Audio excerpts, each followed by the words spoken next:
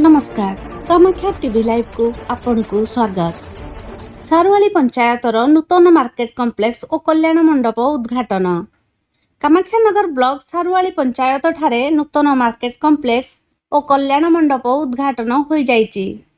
मुख्य अतिथि भावे कामाख्यानगर विधायक तथा राज्य खनि इस्पात और पूर्त विभाग मंत्री प्रफुल्ल कुमार मल्लिक जोगदेई उभय प्रकल्प को उद्घाटन करथिले। 10 लाख टंका व्यय अटकल मार्केट कॉम्प्लेक्स निर्माण होइतिबा बेले 45 लाख टंकार व्यय अटकल कल्याण मंडप निर्माण करा जाइछि।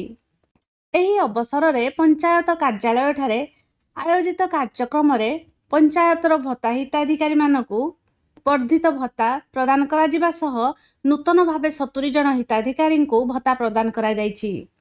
एही अवसर में कामाख्यानगर ब्लॉक अध्यक्ष प्रेमानंद साहू बीडीओ अविनाश पांड्या जोग देइथिले। सारुवाली पंचायतर सरपंच मदन चंद्र बेहेरा कार्यक्रम को परिचालना करथिले। एही अवसर में सारुवाली पंचायतर विभिन्न ग्रामरू शताधिक लोक और भत्ता हिताधिकारी जोग देइथिले।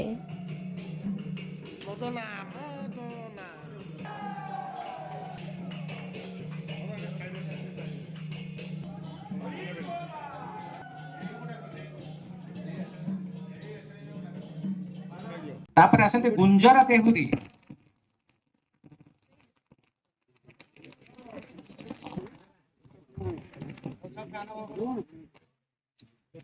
खलिया नायक